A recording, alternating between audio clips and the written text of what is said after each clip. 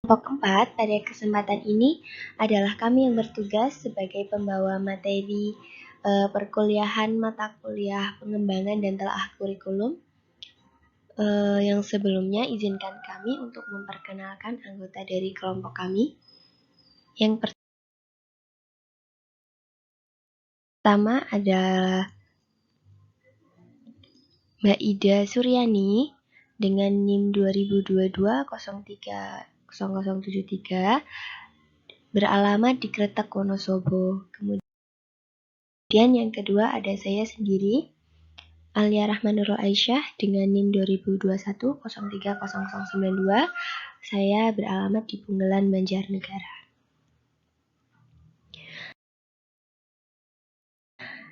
Pada materi kali ini yang akan kami bawakan adalah tentang konsep dan model dari pengembangan kurikulum. Yang pada mata kuliah ini kami diampu oleh Ibu Desti Putri Hanifah, Magister Pendidikan. Yang akan kami bahas di sini yang pertama yaitu tentang pengertian kurikulum, yang kedua pengertian dari pengembangan kurikulum, yang ketiga model-model pengembangan kurikulum, yang keempat prosedur pengembangan kurikulum, dan yang terakhir implementasi pengembangan kurikulum.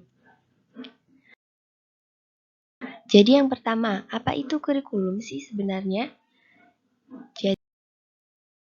Jadi kurikulum itu adalah rancangan pengajaran atau sejumlah mata pelajaran yang disusun secara sistematis untuk menyelesaikan suatu program untuk memperoleh pendidikan.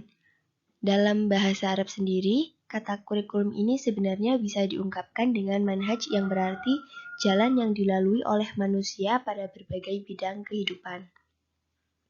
Sedangkan kurikulum pendidikan dalam Kamus Tarbiyah adalah seperangkat perencanaan dan media yang dijadikan oleh acuan lembaga pendidikan dalam mewujudkan tujuan-tujuan pendidikan. Jadi, pengembangan kurikulum itu apa sih sebetulnya?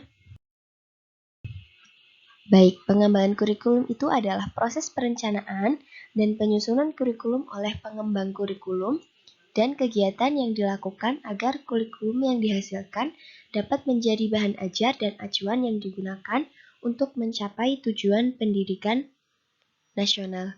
Jadi, pengembangan kurikulum ini tidak hanya melibatkan guru sebagai tenaga pendidik, akan tetapi semua stakeholder yang berkepentingan. Dengan demikian, perencanaan yang dilakukan akan memberikan panduan yang jelas dalam implementasinya dan pada akhirnya menghasilkan produk berupa output dan outcome peserta didik yang diinginkan.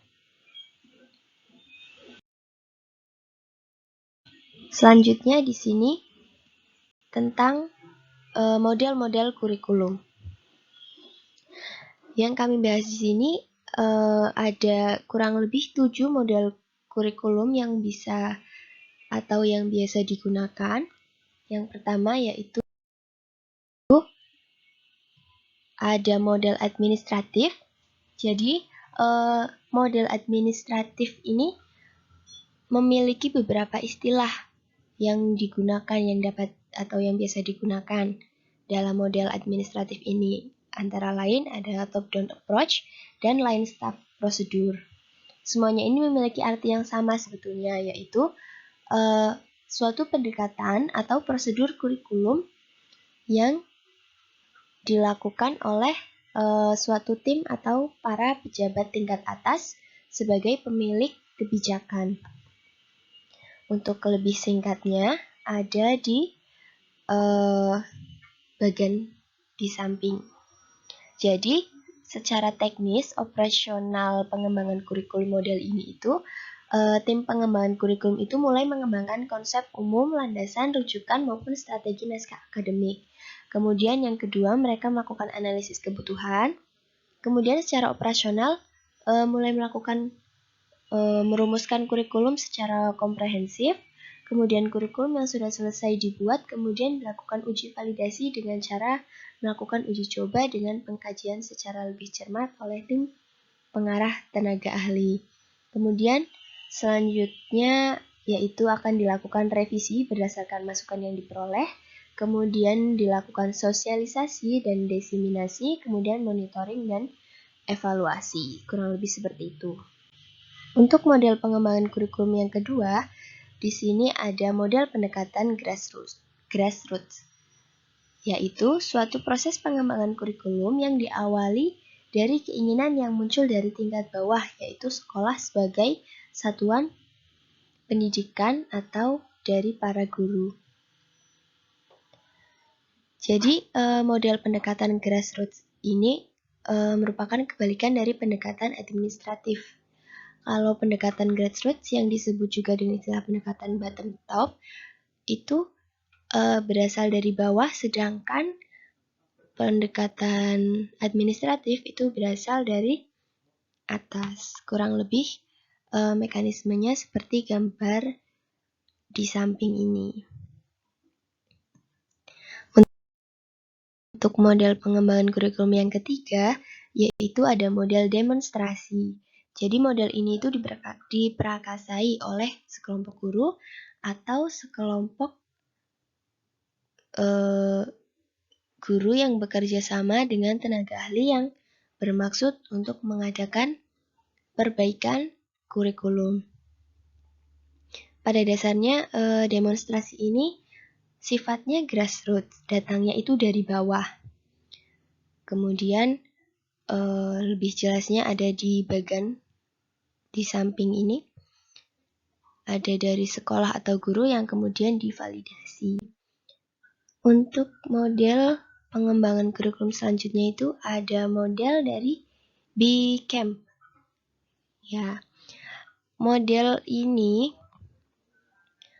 menggunakan metode B-Camp yang dikembangkan oleh B-Camp, ahli di bidang kurikulum, yang membuat 5 keputusan atau 5 tahap. Seperti pada bagian di samping. Jadi, awalnya itu memutuskan arena atau lingkup wilayah pengembangan kurikulum.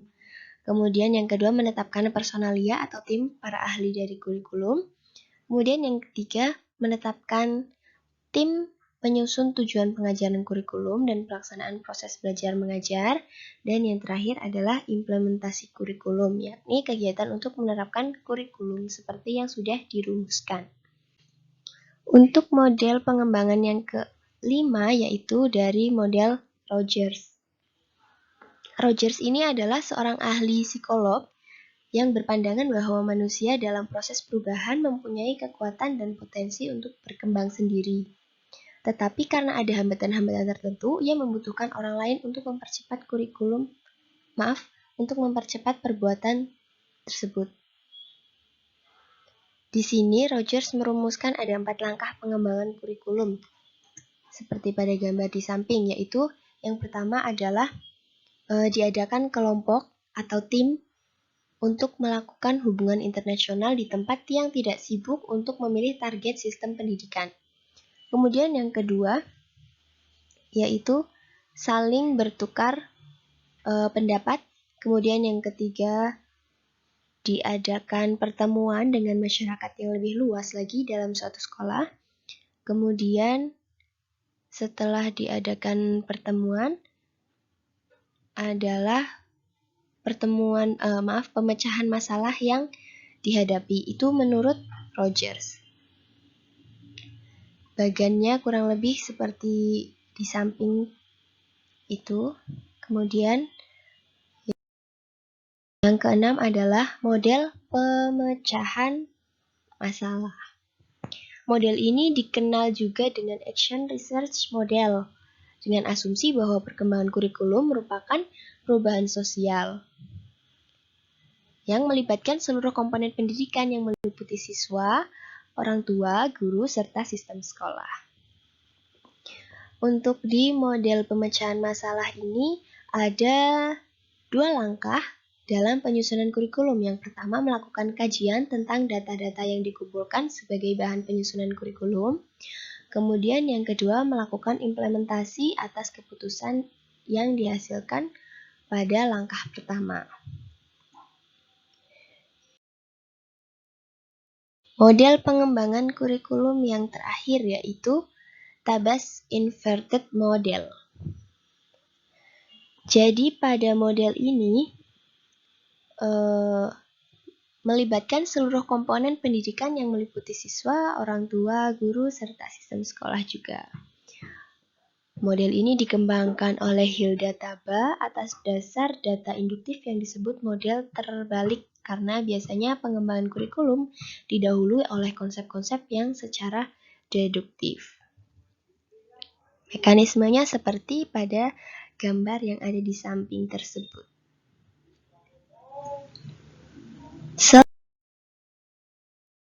Baik, selanjutnya di sini yaitu tentang prosedur pengembangan kurikulum. Materi ini dalam prosedur pengembangan kurikulum itu ada 4 tahap. Yang pertama ada perencanaan, pengorganisasian, dan penyusunan staf, kemudian kontrol kurikulum. Untuk perencanaan kurikulum sendiri, ini merupakan suatu proses intelektual yang melibatkan pembuatan keputusan. Jadi, dalam perencanaan kurikulum ini, ada 5 unsur khusus. Yang pertama yaitu tujuan dirumuskan secara jelas, komprehensif, menyeluruh namun jelas bagi staf dan para anggota organisasi. Kemudian yang ketiga hierarki. Yang keempat bersifat ekonomis, dan yang kelima adalah layak, yaitu memungkinkan adanya perubahan. Yang kedua yaitu pengorganisasian. Jadi untuk mengembangkan kurikulum, pengorganisasiannya itu ada kurang lebih 3. Yang pertama, organisasi perencanaan kurikulum yang dilaksanakan oleh suatu tim pengembang kurikulum, kemudian organisasi dalam rangka pelaksanaan kurikulum pada tingkat daerah, dan yang ketiga, organisasi dalam evaluasi kurikulum yang melibatkan berbagai pihak yang berkepentingan. Yang ketiga yaitu tentang penyusunan staf. Staf ini fungsi yang menyediakan orang-orang untuk melaksanakan suatu sistem yang direncanakan dan diorganisasikan. Kemudian yang kelima adalah yang keempat adalah kontrol kurikulum. Jadi kontrol ini sangat berhubungan erat dengan perencanaan sebagai bagian dari sistem. Sedangkan kontrol kurikulum adalah proses pembuatan beberapa keputusan tentang kurikulum di dalam sekolah. Materi selanjutnya yaitu tentang implementasi pengembangan kurikulum. Sebelumnya, kita akan mempelajari apa sih pengertian dari implementasi. Jadi, implementasi merupakan proses penerapan ide, konsep kebijakan dalam bentuk tindakan praktis sehingga memberikan dampak baik berupa perubahan pengetahuan, keterampilan, maupun nilai sikap. Nah, jadi implementasi kurikulum sendiri itu apa sih? Nah, implementasi kurikulum adalah proses penerapan ide, konsep, kebijakan dalam bentuk tindakan praktis sehingga memberikan dampak baik berupa perubahan pengetahuan, keterampilan, maupun nilai dan sikap peserta didik.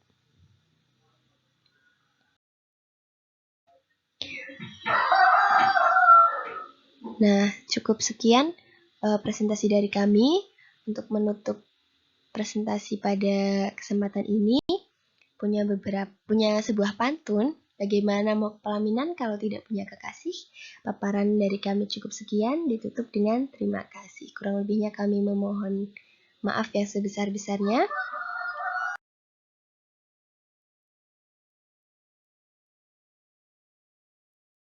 Billahi taufiq wal hidayah. Wassalamualaikum warahmatullahi wabarakatuh.